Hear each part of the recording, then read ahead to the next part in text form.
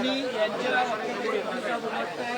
निलंबनाची कारवाई झालेली आहे. त्या पद्धतीनं औरंगजेब यांच्यावर बघा, काल सुद्धा मी बोललेलो आहे आणि या विषयावरती वेगळं काही बोलण्याची गरजच नाही. कोणीही जरी असला आणि त्यांनी जर का आमच्या छत्रपती शिवाजी महाराज, छत्रपती संभाजी महाराज आणि जी जी आमची महाराष्ट्राची दैवत आहेत त्यांच्याबद्दल अपशब्द काढले तर तो कोणी असला तरी त्याचा मुलाहिजा न ठेवता त्याला चांगली अद्दल घडेल अशी शिक्षा झालीच पाहिजे, ही सगळ्यांची मागणीच आहे. त्याच्यामुळे निलंबन किती मिनिटासाठी, तासासाठी, दिवसासाठी केले कल्पना नाही मला नाही, पण पुन्हा असं कोणाची बोलण्याची हिंमत होता कामा नये आणि या सरकारची जबाबदारी आहे की कठोरात कठोर शासन त्यांनी केलं पाहिजे. आणि निलंबन तर कायमचं केलं पाहिजे असं माझं मत आहे.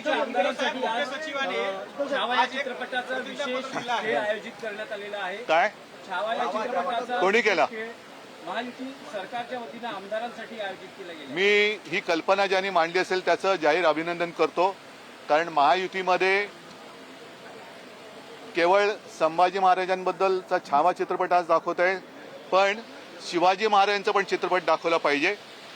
जे खास करून सुरतेला पळून गेले, त्यांना स्वराज्यासाठी सुरत लुटणारा आपला राजा कसा होता त्याचं शौर्य हेही समजलं पाहिजे. ज्यांनी स्वराज्यासाठी धर्म न सोडता मेलो तरी 72 हे नुसतं बोलून नाही तर दुर्दैवाने त्यांना ते भोगावं लागलं, त्या संभाजीराजांचा पिक्चर या गद्दारांना दाखवलाच पाहिजे. आणि जे काय सगळे पळून गेले भीतीने, ईडी, इन्कम टॅक्स, सीबीआय, तेव्हा तर ह्या आपल्या राजाने संभाजीराज म्हणून आम्ही त्यांना दैवत मानतो, तर त्यांच्यापासून काहीतरी बोध घ्यायला पाहिजे आणि विशेषतः या गद्दारांनी छावा चित्रपट पाहायलाच पाहिजे. उद्धव साहेब, विरोधी पक्ष नेत्याबाबत भाजप सकारात्मक नाही अशी बातमी नाही, पण मी बातम्यांवरती का बोलू? त्यांना काल आम्ही आमची मागणी रितसर केलेली आहे, रितसर त्यांच्याकडनं उत्तर आल्यानंतर बोलू. सचिवांनी एक पत्र लिहिलं आहे.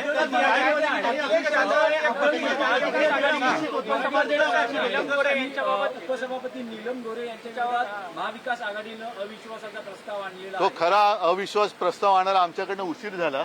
आतापर्यंत त्या निलंबितच व्हायला पाहिजे होत्या, कारण अविश्वास प्रस्ताव आणल्यानंतर त्याच्यावरती या अधिवेशनातच चर्चा आम्हाला अपेक्षित आहे. आणि कोणी जरी असलं तरी ज्यांनी जर का त्या एखाद्या नियमाचा किंवा कायद्याचा भंग केला असेल आणि अविश्वास ठराव ज्या कारणासाठी आणले ती कारणं तुमच्यासमोर येतील.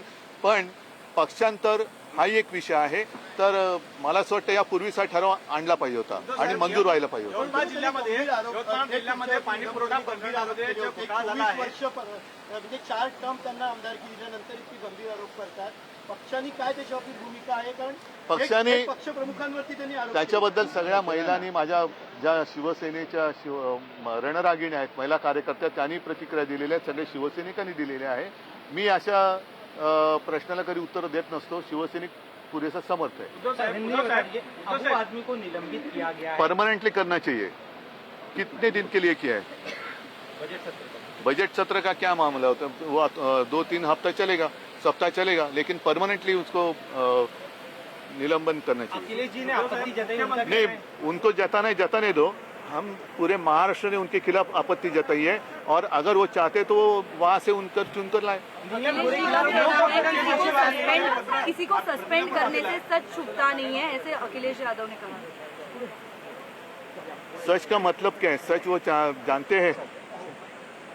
नीलम गोरे के खिलाफ आपकी तरफ से, महाविकास आघाड़ी की तरफ से नो कॉन्फिडेंस मोशन लाया गया है. देर हो गई है, लेकिन अब इस सत्र में हमने लाया है और पूरे महाविकास आघाड़ी ने मिलकर लाया है. तो हमें अपेक्षा है कि इसी सत्र में उसके ऊपर निर्णय हो जाए.